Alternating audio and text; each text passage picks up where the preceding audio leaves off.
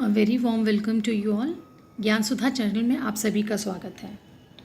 निर्वाचन आयोग की चर्चा करते समय आज हम लोग जो चर्चा का हमारा फोकस रहेगा, जो हमारा मेन मुद्दा रहेगा, वो है कि चुनाव सुधार से संबंधित जो महत्वपूर्ण समितियां भारत में समय समय पर बनी हैं वो कौन कौन सी थी, उनकी क्या सिफारिशें थी और उन्हें कब गठित किया गया।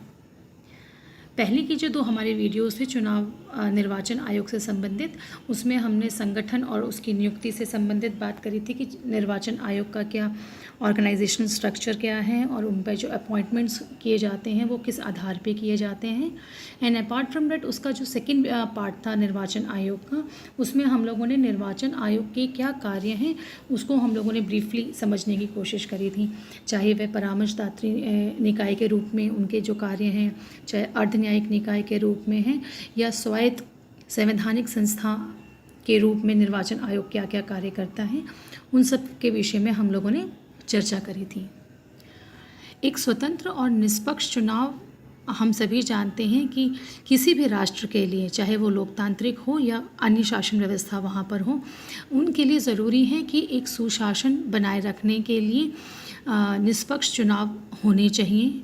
यदि हम भारत में बात करते हैं तो भारत में चुनाव प्रणाली को महत्व प्रदान किया गया है और इसमें सुधार के लिए समय समय पर कई समितियों का गठन किया गया है। इसके लिए संसद द्वारा कई नियम भी बनाए गए हैं, चुनाव सुधार हेतु सुझाव दिए गए हैं और इससे संबंधित जो विभिन्न समितियां या आयोगों का जो गठन किया गया है उसके बारे में हम लोग आज जानने की कोशिश करेंगे। चुनाव सुधार से संबंधित कुछ महत्वपूर्ण समितियां जो मैं आज आपके साथ डिस्कस कर रही हूँ, उसमें है के संस्थानम समिति, दिनेश गोस्वामी, इंद्रजीत गुप्ता समिति और लिंग 2 समिति। लिंग 2 समिति से आप लोग काफ़ी परिचित होंगे, स्पेशली वो बच्चे जो अभी कॉलेजेस में हैं, क्योंकि इलेक्शंस के टाइम जो कोड ऑफ कंडक्ट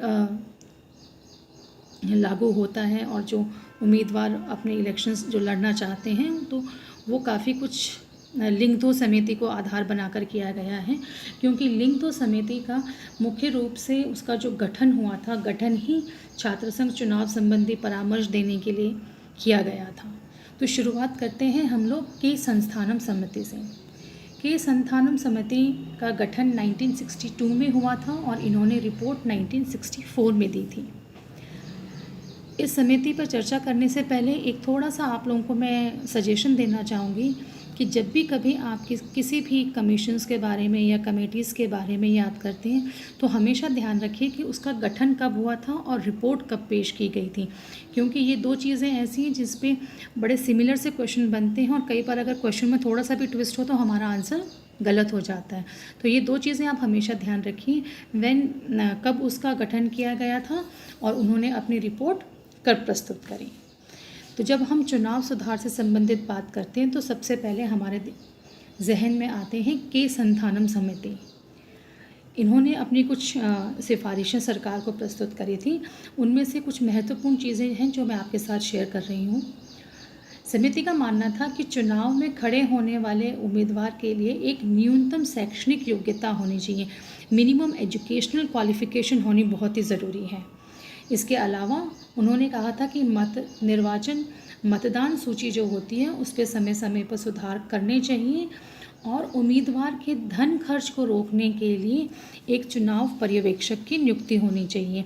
एक लिमिटेशन होनी चाहिए पैसे खर्च करने की और साथ ही साथ अगर लिमिटेशन जब सेट कर दी जाती है तो उसके ऊपर निगरानी भी रखनी चाहिए कि वह पैसा किस हिसाब से खर्च हो रहा है और उससे अधिक तो नहीं है। और शायद उसी का एक रिफ्लेक्शन हम लोग देख रहे हैं कि आज जब भी चुनाव होते हैं तो जितने भी उम्मीदवार हैं उनके लिए चुनाव सीमा में जो धनराशि खर्च करने की एक सीमा तय की जाती है, साथ ही साथ उनको अपने जो व्यय होता है, जो खर्चा होता है चुनाव का, उसका लेखा जोखा निर्वाचन आयोग में प्रस्तुत करना होता है। समिति का मानना था कि जो दोषी निर्वाचन अधिकारियों के विरुद्ध अनुशासनात्मक कार्रवाई होनी चाहिए, डिसिप्लिनरी एक्शन लेना चाहिए ऐसे अधिकारियों के खिलाफ जो उस चुनाव प्रक्रिया में किसी न किसी वजह से दोषी पाए गए हों। समय समय पर निर्वाचन क्षेत्रों का परिसीमन करना चाहिए। तो ये कुछ पॉइंट्स थे जो के संस्थानम समिति ने जो सिफारिशें दी थी उसकी हाइलाइट्स थी। इसके अलावा जो दूसरी समिति थी वो थी दिनेश गोस्वामी समिति। दिनेश गोस्वामी समिति का जो गठन हुआ था वो हुआ था 1990 में, और रिपोर्ट भी इन्होंने 1990 में दी गई थी। और इन्होंने जो कई सिफारिशें दी थी उसमें से कुछ सिफारिशों को 1996 में लागू किया गया। तो बेसिकली अब जो मैं सिफारिशें आपके साथ डिस्कस करने वाली हूँ उन सिफारिशों को माना गया और उन्हें लागू किया गया 1996 से। समिति की एक सिफारिश थी कि एक उम्मीदवार 2 से अधिक स्थानों पर चुनाव नहीं लड़ सकता।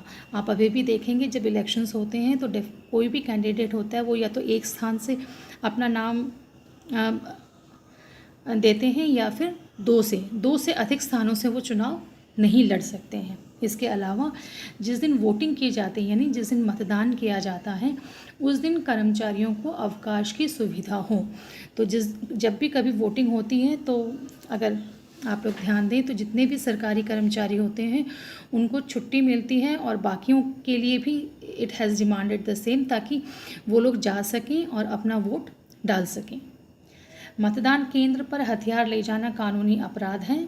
इसके अलावा एक बहुत इम्पॉर्टेंट चीज़ है वो ये कि राष्ट्रध्वज, राष्ट्रगान या भारत के संविधान के अनुसार राष्ट्रीय गौरव का अपमान करने पर दोषी व्यक्ति को सज़ा देने की तिथि से 6 वर्षों तक उसको चुनाव लड़ने पर उस पर रोक लगाई जाए।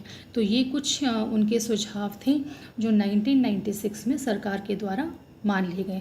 जैसे मैंने आपसे कहा कि जितनी भी कमीशंस होते हैं, जितनी भी आयोग या समिति होती हैं, ये जब अपनी रिपोर्ट प्रस्तुत करते हैं तो उनके द्वारा जो भी सिफारिशें दी जाती हैं वह ज़रूरी नहीं है कि पूरी की पूरी सरकार द्वारा मान ली जाए। तो इसमें से कुछ ऐसी सिफारिशें थी जो सरकार द्वारा मान ली गई। इंद्रजीत गुप्ता समिति, जिसका गठन 1998 में हुआ था, और इन्होंने चुनाव खर्च वहन करने के लिए सरकार को कहा था कि जो चुनाव खर्च है वह सरकार वहन करे, और इसके लिए एक अलग से चुनाव कोष का निर्माण किया जाना चाहिए, ऐसी इनकी सजेशन थी।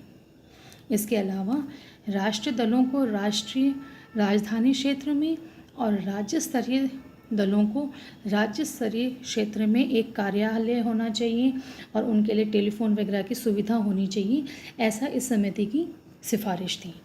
इसके अलावा उन्होंने एक और महत्वपूर्ण सिफारिश की थी, वो ये था कि आकाशवाणी और दूरदर्शन पर जो राष्ट्रीय दलों के समान ही क्षेत्रीय दलों के प्रचार को भी समय मिलना चाहिए। तो ये एक बहुत ही महत्वपूर्ण सिफारिश इंद्रजीत गुप्ता समिति के द्वारा की गई थी कि आप सभी जो दल होते हैं, चाहे वो राष्ट्रीय दल है चाहे क्षेत्रीय दल है, उन सबको समान ट्रीट किया जाए और उनको इक्वल अपॉर्चुनिटीज़ दी जाए कि वह अपने दलों का प्रचार प्रसार कर सकें। चुनाव सामग्री हर मतदाता के पास निःशुल्क दी जाए, ऐसी भी इनकी एक सिफारिश थी। तो बेसिकली इन्होंने एक जो बहुत ख़ास बात कही थी, इन्होंने कहा था कि चुनाव के लिए एक कोष का निर्माण होना चाहिए और सभी दलों को समान समय मिलना चाहिए जब आकाशवाणी और दूरदर्शन के थ्रू वो लोग अपने राजनीतिक दल का प्रचार प्रसार कर रहे हैं चुनाव के लिए। हालांकि आज की तारीख में अगर आप देखें तो इसके अलावा भी बहुत सारे मोड हो गए हैं अपने कैंपेनिंग के, लेकिन उस वक्त ये 2 बातें मुख्य थी। लिंग 2 समिति, ये बहुत ही इम्पॉर्टेंट समिति है और सन 2007 में जो पूर्व मुख्य निर्वाचन आयुक्त थे JM लिंग 2 की अध्यक्षता में छात्र संघ चुनाव संबंधित परामर्श के लिए इस समिति का गठन किया गया। तो याद रखिए, लिंग 2 समिति सन 2007 और इसकी अध्यक्षता पूर्व जो मुख्य निर्वाचन आयुक्त JM लिंग 2 थे उन्होंने करी थी। उनके द्वारा कुछ सिफारिशें की गई थी। उसमें सबसे पहले एक तो ये था कि छात्र संघ चुनाव में वही उम्मीदवार खड़े हो सकते हैं जिन्होंने 60% से अधिक अंक प्राप्त किए हों, और इसके अलावा 75% उनकी अटेंडेंस होनी चाहिए। ये 2 चीज़ उनके द्वारा की गई थी। साथ ही साथ उन्होंने ये कहा था कि 25 वर्ष से अधिक की आयु वाले जो छात्र हैं उन्हें चुनाव नहीं लड़ना चाहिए। प्रचार क्षेत्र शिक्षण कैंपस के अंदर ही होना चाहिए। मीन्स आपका जो इंस्टीट्यूशन, एजुकेशनल इंस्टीट्यूशन है जहाँ से आप चुनाव लड़ रहे हैं, तो आपकी जो कैंपेनिंग है वो केवल उस तक ही सीमित रहनी चाहिए। प्रचार के दौरान हाथ से बने उपकरण को ही उपयोग करना चाहिए, ऐसे उनका मानना था। तो एक क्लॉज है उन्होंने जो दिया था कि जो प्रचार प्रसार है वो शिक्षण कैंपस तक ही सीमित रहें, और इसके अलावा भी जितनी भी उनके द्वारा सिफारिशें की गई थी वो बहुत ही रिलेवेंट थी। और इनमें से बहुत सारी सिफारिशें ऐसी हैं जो आज की तारीख में भी जब कॉलेजेस में या यूनिवर्सिटीज़ में जो चुनाव होते हैं छात्र संघ के, तो उसको माना गया था और उसी को आधार लेके आगे की प्रक्रिया शुरू की जाती है। इसके अलावा चुनाव सुधार समय समय पर होते रहे हैं, उसको भी एक बार हम लोग चर्चा कर लेते हैं। मतदान की आयु में कमी की गई थी, जो कि 21 वर्ष से घटाकर 18 वर्ष की गई थी। और यह तारकुंडे समिति जो थी, जो 1974 में गठित की गई थी, उनकी सिफारिश की गई थी। और इसको बहुत बाद में 1988 का जो संविधान संशोधन था, 61 संविधान संशोधन था, उसमें स्वीकार किया गया, उसमें अपनाया गया लिटरली। तो मतदान की आयु 61 संविधान संशोधन में 1988 के द्वारा लोकसभा और विधानसभा निर्वाचन क्षेत्रों के लिए जो वोटर की एज थी उसको 21 से घटाकर 18 वर्ष कर दिया गया था, जिसकी सिफारिश बहुत पहले तारकुंडे समिति ने 1974 में की थी। और 21 वर्ष से जो 18 वर्ष वोटर की एज की गई थी, ये राजीव गांधी जी के टाइम पे की गई थी। उनका ये मानना था कि युवाओं को और राजनीति के प्रति जागरूक रहना चाहिए। They should hold the responsibility and contribute to the system. इसके अलावा 1989 में ईवीएम मशीन के का उपयोग करने का उपबंध किया गया था। ईवीएम का फुल फॉर्म होता है इलेक्ट्रॉनिक वोटिंग मशीन। वर्ष 2003 में राज्यसभा चुनावों के लिए जो लड़ने के लिए उम्मीदवार थे, उनके लिए चुनाव क्षेत्र के लिए यह ज़रूरी कर दिया गया था कि जैसे पहले तो ज़रूरी था कि वह उसी राज्य के निवासी हों, लेकिन इस बाध्यता को समाप्त कर दिया गया था वर्ष 2003 में राज्यसभा चुनावों के लिए। लोकसभा में तो आप कहीं से भी अपना नामांकन भर सकते हैं, लेकिन पहले ये राज्यसभा में नहीं था। सन 2003 के बाद राज्यसभा चुनावों के लिए भी ये बाध्यता समाप्त कर दी गई कि वह राज्य का निवासी प्रमाण पत्र दिखाए और उसी हिसाब से वो अपना नामांकन करें। ईवीएम मशीन का मैंने अभी आपसे जिक्र किया था, जिसको हम लोग बोलते हैं इलेक्ट्रॉनिक वोटर मशीन। इससे संबंधित कुछ जानकारी साझा कर रही हूँ जो सिंपल जीके के क्वेश्चन हैं, केवल लोक प्रशासन के विद्यार्थी के रूप में ही नहीं, एक इन जनरल भी आपको नॉलेज होनी चाहिए।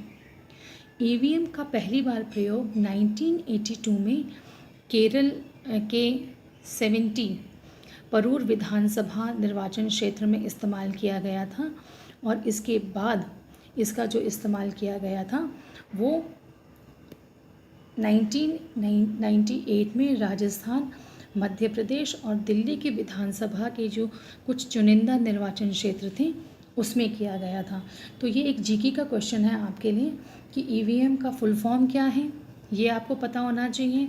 इसके अलावा ईवीएम का सबसे पहले प्रयोग कब किया गया, ये आपको भी पता होना चाहिए। ईवीएम बेसिकली दो सार्वजनिक क्षेत्रों के जो उपक्रम हैं, भारतीय इलेक्ट्रॉनिक लिमिटेड बेंगलोर और दूसरा electronic corporation of India limited Hyderabad, ये दो ऐसे सार्वजनिक उपक्रम हैं जिन दोनों की सहायता से, उन दोनों के सहयोग से निर्वाचन आयोग की जो तकनीकी विशेषज्ञ टीम है उसके द्वारा तैयार किया गया और डिज़ाइन किया गया है। तो अगर कभी क्वेश्चन आता है कि ईवीएम को तैयार करने में कौन सी कंपनी सहायता करती है, तो आपको इन दोनों कंपनीज़ का ध्यान रखना है। भारत इलेक्ट्रॉनिक्स लिमिटेड बेंगलोर और दूसरा है electronic corporation of India limited Hyderabad. ये दो कंपनीज़ ऐसी हैं जो ईवीएम बनाने में निर्वाचन आयोग की सहायता करता है। ईवीएम से संबंधित अभी मैंने आपसे कहा था कि 1998 में राजस्थान, मध्य प्रदेश और दिल्ली की जो विधानसभा के जब चुनाव हुए थे उसमें कुछ चुनिंदा निर्वाचन क्षेत्रों में किया गया था और बाद में ईवीएम का प्रयोग पूरे राज्य में 1919 में दिनेश गोस्वामी समिति की सिफारिश के आधार पर गोवा की विधानसभा के आम चुनावों में किया गया। तो 3 फेजेस आप लोग याद रख सकते हैं। ईवीएम कब कब शुरू हुई? सबसे पहला प्रयोग केरला में किया गया था, उसके बाद 1998 में पार्शली राजस्थान, मध्य प्रदेश और दिल्ली की विधानसभा के कुछ चुनिंदा जो निर्वाचन क्षेत्र थे उनमें किया गया, और पूर्ण रूप से इसका जो उपयोग था वो 1999 में गोवा में की जो विधानसभा के जो आम चुनाव थे, जो जनरल इलेक्शंस थे, उसमें किया गया, और यह दिनेश गोस्वामी समिति की सिफारिश के आधार पर किया गया था। आप स्लाइड पे देख सकते हैं और शायद देख के आप पहचान भी जाएंगे कि मैं किस विषय में चर्चा कर रही हूँ। मैं चर्चा कर रही हूँ नोटा के विषय में। नोटा का बेसिकली फुल फॉर्म होता है नन ऑफ द अबव, यानी उपरोक्त में से कोई नहीं। निर्वाचन आयोग ने वर्ष 2009 में उच्चतम न्यायालय को इस संदर्भ में निर्णय लेने की गुजारिश की थी कि भी नोटा का प्रोविज़न दिया जाए।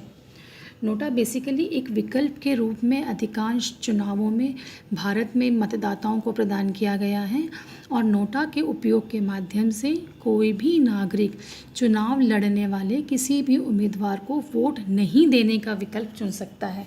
इससे पहले ये होता था कि जितने भी उम्मीदवार खड़े हैं आपको उनको किसी न किसी को या तो वोट देना होता था, या फिर आपका वोट ऐसा ही ज़ाया चला जाता था कि आपने किसी को भी नहीं दिया। हालांकि अब जब नोटा का प्रोविज़न आया है उसमें इस प्रोविज़न से डेफिनेटली भारतीय राजनीतिज्ञों को और जो हमारा जो सिस्टम है उसमें एक ये मैसेज जाता है कि they are not happy with the candidates whosoever are standing in the election and they don't want to elect any of them. उनके लिए कोई एक मस्ट नहीं है, ज़बरदस्ती नहीं है कि किसी न किसी को वोट दिया जाए। तो ये जो नोटा का विकल्प है ये इस तरीके से आया है। इसके अलावा एक चीज़ और शेयर करती हूँ आपसे कि सन 2013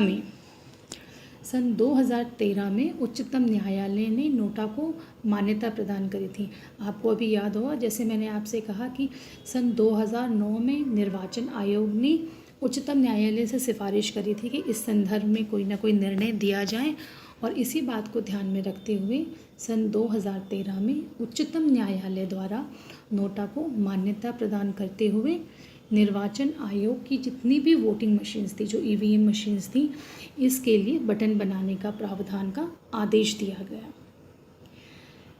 अब ये चीज़ आई कहाँ से वो भी मैं आप लोगों के साथ शेयर करती हूँ।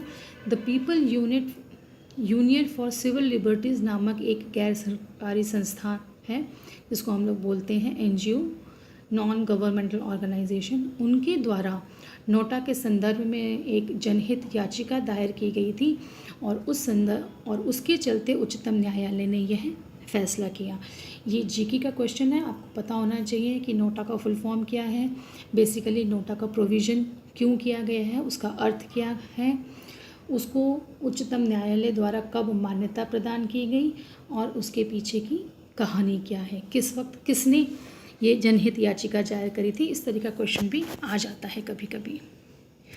अब चुनाव सुधार से संबंधित ईवीएम के साथ साथ एक और वीवीपीटी का मैं आपसे जिक्र करती हूँ, जिसको हिंदी में हम लोग बोलते हैं मतदाता पावती रसीद। वीवीपीएटी का फुल फॉर्म है voter verifiable paper audit trail, यानी कि वीवीपैट जिसे हम लोग शॉर्ट फॉर्म में बोल देते हैं, वह इस बात की पुष्टि करता है कि मतदाता के रूप में आपने जिसको वोट दिया है वह उसी के पास गया है।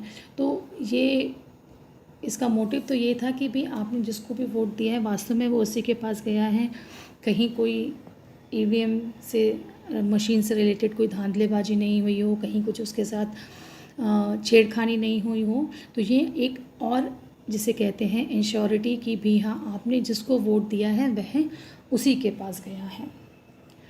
इसका सबसे पहला उपयोग 4 सितंबर 2013 में नागालैंड के 51 नोक्सेन इलाके में विधानसभा क्षेत्र के जो उप निर्वाचन में किया गया था, जो बाई इलेक्शंस हुए थे उसमें इसका प्रयोग किया गया था। तो जैसे मैंने आपसे कहा कि यह व्यवस्था जो है मतदाता पावती रसीद यानी वीवीपैट, यह व्यवस्था मतदाता को इस बात की पुष्टि करने की अनुमति देती है कि उसकी इच्छा अनुसार ही वोट पड़ा है या नहीं पड़ा है। मशीन्स आपके साथ थोड़ा शेयर कर लेती हूँ। ये तो देखिए ईवीएम मशीन है, और अभी जैसे मैंने आपसे एक और स्लाइड पे शेयर किया था, जो लास्ट का जो बटन होता है वो बेसिकली नोटा के लिए होता है, नन ऑफ द अबाव, यानी ऊपर के जितने भी बटन्स हैं वो उसमें किसी न किसी कैंडिडेट का नाम होता है, उसकी पार्टी का चुनाव चिन्ह होता है। तो यदि आप ऊपर में से किसी को भी वोट देना चाहते हैं तो आप उसके समक्ष जो भी बटन है उसको आप दबा सकते हैं, तो वो वोट उस पार्टी को चला जाता है। लेकिन अगर आप उपरोक्त में से किसी भी पार्टी को नहीं देना चाहते तो आप नोटा का बटन दबा सकते हैं, जो ईवीएम मशीन होती है उसके लास्ट में होता है। अब ये है वीवीपैट। वीवीपैट एक इस तरीके की मशीन होती है, और इस तरीके की आप लोग देख सकते हैं स्लिप निकलती है, जिससे आपको पता चल जाता है कि भाई आपने जिस को वोट दिया है वास्तव में ये वोट उसी को गया है। तो इसे वोट बदलने या फिर वोटों को नष्ट करने से रोकने के अतिरिक्त उपाय के रूप में इस्तेमाल किया जाता है। जैसे मैंने अभी आपसे कहा था कि ईवीएम मशीन से छेड़छाड़ी ना हो, उसके एक और सेफगार्ड के रूप में वीवीपैट का इस्तेमाल किया गया है। मतपत्र रहित मतदाता प्रणाली का इस्तेमाल करते हुए मतदाताओं को फीडबैक देने का एक तरीका है। तो आप ये समझ सकते हैं कि हाँ, आपको एक ये फीडबैक मिल जाता है कि आपने जो किया है वास्तव में वो वोट उसी व्यक्ति को गया है या नहीं गया है। तो ये कुछ मैंने ब्रीफ जानकारी आपको निर्वाचन आयोग के साथ साथ ईवीएम मशीन और वीवीपैट के बारे में भी दी थी। नेक्स्ट वीडियो में डेफिनेटली हम लोग कुछ क्वेश्चंस डिस्कस करेंगे जो निर्वाचन आयोग से संबंधित हैं। तो लोक प्रशासन के विद्यार्थी के रूप में, चाहे राजनीति विज्ञान के विद्यार्थी के रूप में, या आप जनरल स्टडीज़ के रूप में इस टॉपिक को लें, तो ये टॉपिक सब जगह काम आता है। तो you should be aware of all this things कि निर्वाचन आयोग से संबंधित जो भी इम्पॉर्टेंट फैक्ट्स हैं वो आप लोगों को पता होने चाहिए। तो मिलते हैं नेक्स्ट वीडियो में। Till then have a good time. कोई भी आपकी क्वेरी है तो प्लीज़ आप कमेंट बॉक्स में शेयर कीजिएगा, ताकि हम उस हिसाब से अपनी वीडियोज़ को अपडेट कर सकें और आपकी अधिक से अधिक सहायता कर सकें। Have a good day.